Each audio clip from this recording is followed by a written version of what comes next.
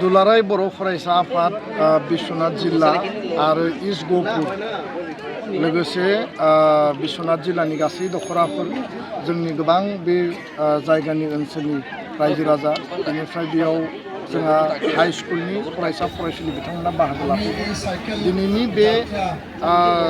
जि हाबाफारि साइकेल हानजा सुरनाय बे साइकेल हानजा सुरनायनि उद्देश्यआ मोननै। गिबि उद्देश्यआ जाबाय दुलाराय बर' फरायसा आफादनि जि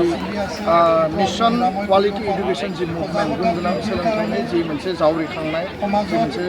आन्दलन आरो गुबुन मोनसेया जाहैबाय जे समाजाव दिनै समाज बेरेखा एन्टि ससियेल जिखिनि एक्टिभिटि ड्राग्स माने हिउमेन ट्राफिकिं मानसि लांखारनाय जौ जुवानि जि परिबेस आरोबाव लोगोसे जों नुदों जे चाइल्ड मेरिज दा बे माने आइजोफोरनि सायाव बा हिन्जावसाफोरनि सायाव जों मोनसे अननाय बे गासिखौबो जों जाहाथे गैया खालामनो हायो। दा बेखायनो गुन गोनां सोलोंथाइनि मावथांखि 2005-06निफ्राय एबसु आरम्भ खालामदों। जों जथेस्थ साक्सेस माखासे जोङो माने बेयाव मोननो हादों, खिन्थु बेखिनियानो साफिसियेन्ट नङा। दिनै डाक्टार इन्जिनियार ओंखाराखैमोन, प्रफेसारनि संख्या खममोन, उकिलनि संख्या खममोन, IAS IPSनि संख्या खममोन, ACS APSनि संख्या खममोन। इभेन जोंनियाव नर्मेल माने हिउमेन रिसर्स जायफोरा माने गावनि जिउखौ दैदेननो हायो, अखल माने नोङो केरियार माने दिगखौल' नङाबासिनो गुबुन गुबुन दिगजों स्पर्ट्स कालचार बे समाजखौ गोग्गो इक'नमिकेलि साउन्ड खालामनो थाखाय जोंनि हारिनि साफ्रोमबो बेक्तिखौ मोजां जिउ दाना होनांगौ आरो बे शक्तिशाली परिबेस दानांगौनि थाखाय बड'फाया जि गेरेमसा माहारिनि बाथ्राखौ जोङो होनानै गालांदों आरो बे गेरेमसा माहारिया जानांगौब्ला साफ्रोमबो फरायसा फरायसुलि बेक्तिया मजबुत जानांगोन आरो बेखायनो गुन गोनां सोलोंथाइनि जि थासारिखौ मजबुत खालामसिननायनि थांखिजों दिनै बे दैमालु गहपुरनि बे जारिमिनारि जि जायगा बे दैमालुनिफ्राय बेखौ जागायदों आरो इन्टार स्टेट जि बर्डार माने अरुणाचल आसाम बे ओनसोलफोराव दिनै ड्राग्सनि इलिगेल माने बेयाव बेहाफोरा सोलिगासिनो दं आरो ड्राग्सजों दिनै जोंनि समाजाव मानसिफ्रा दिनै एडिक्टेड जादों, रिहेबिलिटेसन सेन्टाराव थांनांदों, मोजां परियालनि गथ' गथायानो दिनै बिसोरनि जिउआ माने स्पइल जादों, डेस्ट्रय जादों। बेखौ जोंनि मेगनाव दा जोङो नुदों। दा बेखायनो ड्राग्स जाहाथे जोङो बन्द खालामनो हायो, जिर' टलारेन्सआव ड्राग्सआ जाहाथे बन्द जायो आरो बे इन्टार स्टेट बर्डाराव एसे रां मोननायनि थाखाय जोंनि मानसिफ्रा जि मोनसे बे ट्रेकआव इनभल्भ जादों आरो जोंनि फंबाय बिनानाव हौवासाफोरनिल' बाथ्रा नङा, हिन्जावसाफोराबो दिनै इन्जेक्सन लानानै ड्राग्स माने लानानै दिनै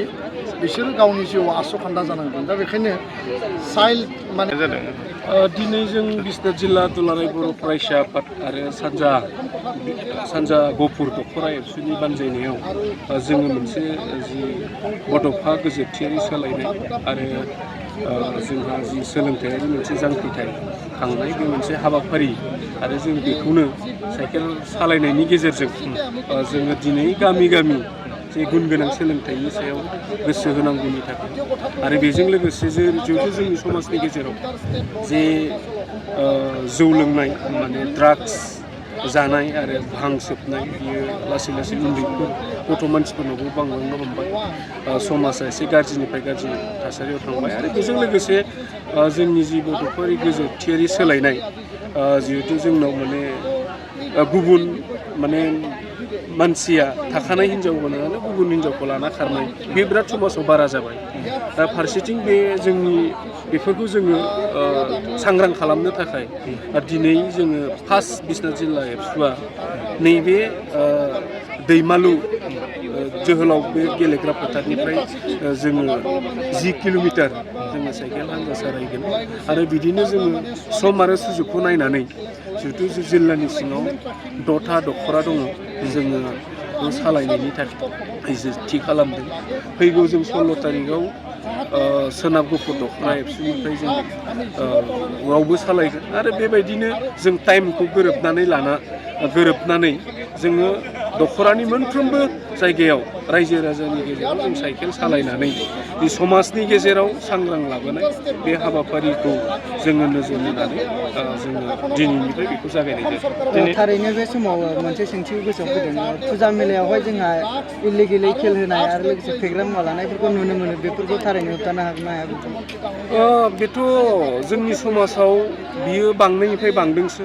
फारसेथिं दुलाराय बर' फरायसा आफादा जे जोङो बेखौ होबथाबोबाय थादों जेब्लायबो नाथाय जोंनियाव समाजाव ओरैबायदि मानसि दङ माने जाय बाथ्राफोरखौ दुलाराय बर' फरायसा आफादा बा एबसुनि सेंग्राफ्रा जेब्लानो जोंनि माखासे मानसि व्यक्तिफोरखौ बादा होदों बेयाव बांसिनसो जों खालामनाय नुयो बेनिखायनो जों खावलायनो सानदों बिथांमोन बायदि बेबायदि जायफ्रा बेबायदि गाज्रि बेसाद